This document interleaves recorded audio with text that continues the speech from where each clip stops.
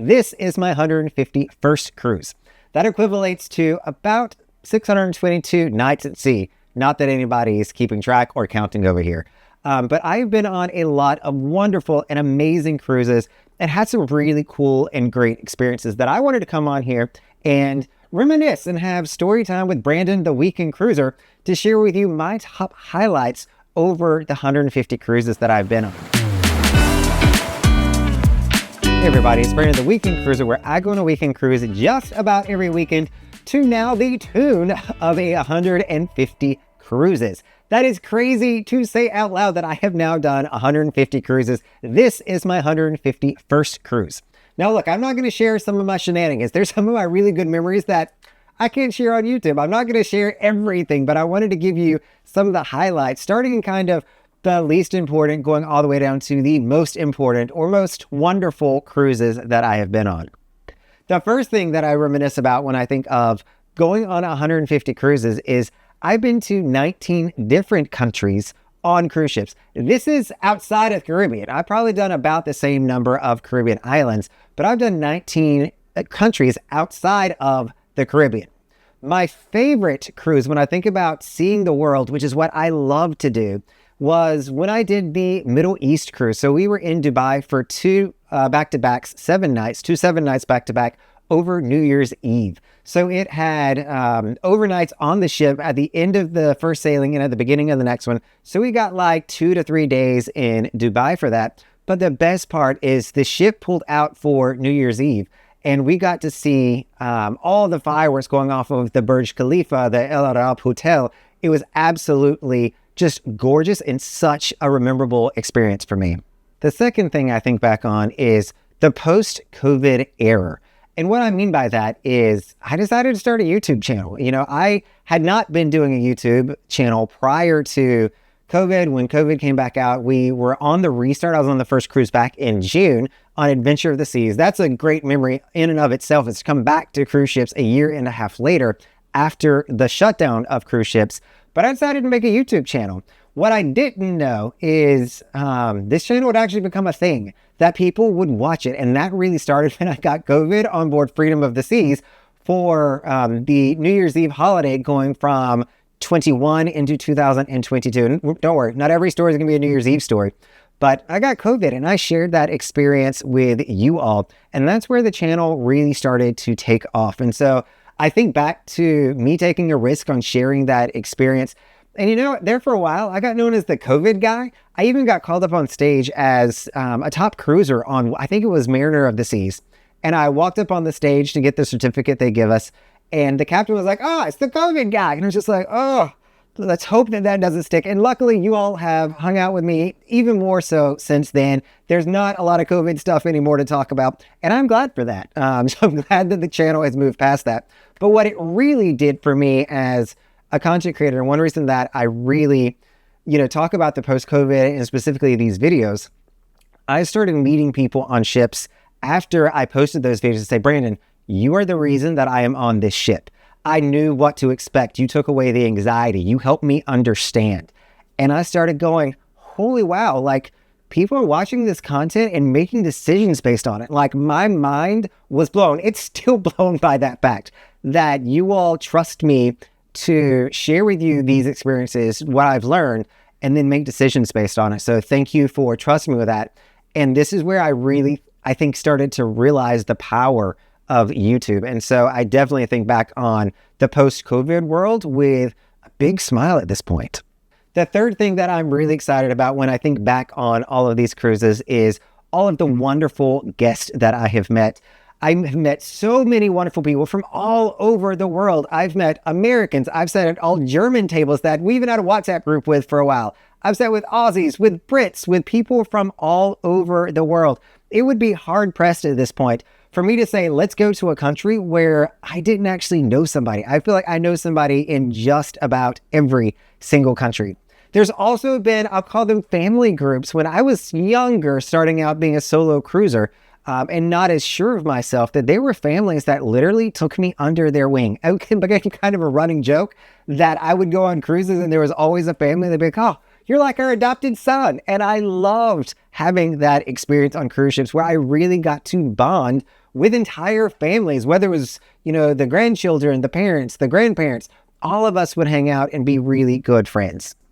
I also remember my very first solo cruiser that I met. And I met her on, I believe it was Enchantment of the Seas. In the back, she was having lunch and finishing up. And we just started chatting for some reason. I don't even know why. But she told me that she was a solo cruiser. And this is when I had probably just started solo cruising as well. Her husband had passed away and she was finding herself. And this was a way of honoring her. And that made such an impact on me. And one reason why I have so much passion for solo cruisers and encouraging people to get out here is because I've met hundreds of people in a same situation. But you always remember that first one. I mean, her story was just so raw, if you will, when she was telling it to me, that I will always remember sitting down and talking with her. And the fourth thing I'll mention is you can't talk about the guest without mentioning the amazing crew members that I have met on board the ship. Part of me knowing people all throughout the world is knowing crew members on board the ship. Back when I used to have a home ship, not so much these days, I, would come on here, see people, get to know them, and they'd be like, oh, weren't you just here? And so we developed a relationship. They could treat me much more differently because they knew I would be back. There's a lot of transactional relationships they have, and I don't mean this poorly, but people come from one cruise and they never see them again. They knew in my case, they would see me every weekend. They'd go on vacation. They'd come back from vacation. And Brandon's still hanging out here, getting to know them. And so I built some really strong relationships, so much so that I've even flown to a few of their home countries, met their family, or reached out to them when I've been there to meet up, and had such a good time with them showing me around the places that they are so proud of and where they come from. I also think back, number 5, to the memories of old things that don't even exist anymore. And, it kind of makes me sound like an old fogey over here, but I miss and had so many great memories on Empress of the Seas. Let me know down in the comments if you also miss Empress of the Seas, but she was my first love. When I think of cruising, I think of Empress of the Seas, the experience that I had there. Super small ship, very tiny, intimate. It's where I did my first solo cruise at. It's where I found my sea legs. I loved going on Empress of the Seas. I was able to do her for 25 nights before she was finally sold off to another company, but I loved going on Empress of the Seas. I also love the old Diamond Club and Concierge Clubs. So many of you may not even know what a Concierge Club is. They wound up turning into the Suite Lounge, but the Concierge Club was a place for Diamond Plus and higher to be able to go and hang out. And on some of the ships, they actually had a real bar inside of this room, and it was small. And it was such a friendly crowd because back then we didn't get vouchers. I come on Royal Caribbean now and they give me vouchers at any bar. You had to be either in the Diamond Lounge or in the Concierge Lounge in order to get your free drinks from 5 to 8 o'clock or 5:30 to 8:30, depending on the ship. And I would go and hang out there the entire time. And I met so many wonderful people that we all love cruising. We all bonded so quickly. And I miss those days. I love having vouchers, don't get me wrong, but I miss the camaraderie that I now get from the Diamond Lounge and the Suite Lounge because you just don't have the same level of people in there anymore to get to know. The sixth thing that I think about amazingly is my first group cruise. So I've had this YouTube channel for a while and I finally said, you know what? Let me host a cruise, bring people on board, and actually get to start knowing people from the channel. And that was on Liberty of the Seas last year in 2023. And oh my goodness, it turned out so good. I am so fortunate to have been able to meet the people on the group cruise, my group cruise family, if you will. We had such an amazing time. Many of them have come on subsequent group cruises, and they've been great. But the first one, again, kind of like my first love with Empress of the Seas, I will always think back to Liberty of the Seas and my very first group cruise that I did for a weekend, and just smile every single time that people want to come and cruise with me. It's just, my mind just gets blown when I think about that. The seventh amazing memory that I have from going on all these cruises is my royal family. And so if you've watched the channel for a while, you know that I reference the royal family every now and again. This is a group of us that used to go on weekend cruises on Freedom of the Seas all the time. Like, you could not show up at Freedom of the Seas without seeing a member of the royal family there. And we became such a close-knit group of people. We still talk just about every single day. There's members of it on here on the Allure with me this weekend. We don't see each other quite as much because we've gone to different cruise lines. You know, we're bleeding into celebrity these days, like a lot of people are. And so we're a little bit more spread out, but we're still running into people all the time. And they have been, you know, my family at sea, if you will. And so there is such support that I have gotten from this group of people, my royal family, that I will forever be grateful for. So royal family, thank you.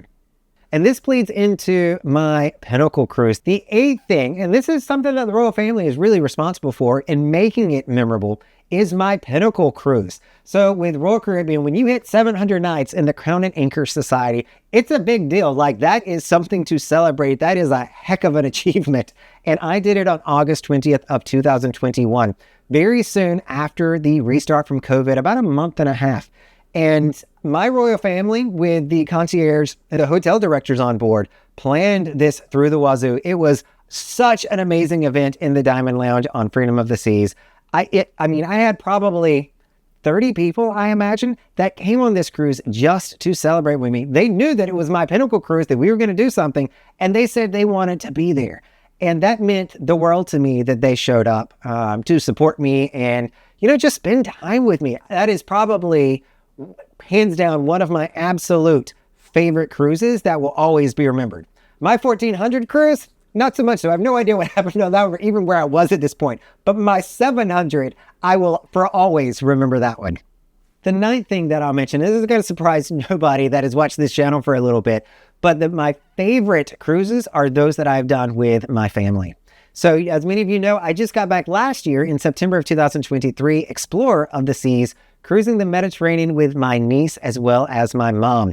I love showing my nieces and nephews the world. That is absolutely something that this uncle is going to be doing, is instilling in them a love for travel and getting to know other cultures. That is one of my top priorities, and I can't wait to take them on more trips. This is one of the first big trips. Got to wait for the 2 other ones to get a little bit older to bring them out of the country, but super glad to be able to bring Addison and my mom out of the country to see the Mediterranean, somewhere that I had never been before myself. So we were experiencing it together. The second kind of piece that I'll mention in here is Mom is cruising with me now. She even came on the group cruise just recently. By the way, if you want to sign up for the group cruise newsletter so you can come and cruise with us, make sure you're doing that down below.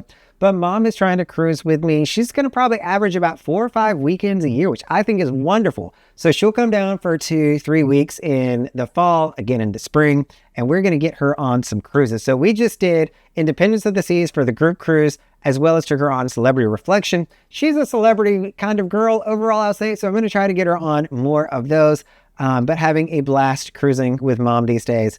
But my favorite cruise was the cruise that I took to Alaska. And this is the one that I had with my late father, as well as my mother. And I'm even choking up now just thinking about it, but this will always be an amazing memory to me to think back on that cruise, the memories that we made with my father, with my mom.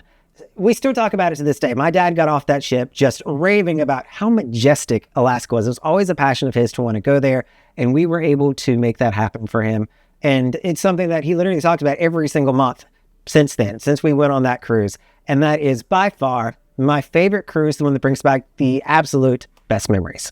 So that is me reminiscing on 150 cruises completed, which is crazy to think about. There are so many more amazing stories that I could have shared, but one thing that I became aware of when I was making this video was where you have good memories, you're gonna have not so great memories. And so I'm gonna make a follow-up to this, talking about some of the more traumatic or bad events that I've been a part of on cruise ships. Again, you gotta have the good with the bad. That is just the way life works. And so you can watch that video right here. All right, everybody, this is Brandon, the Weekend Cruiser. Hoping to see you on a weekend cruise soon.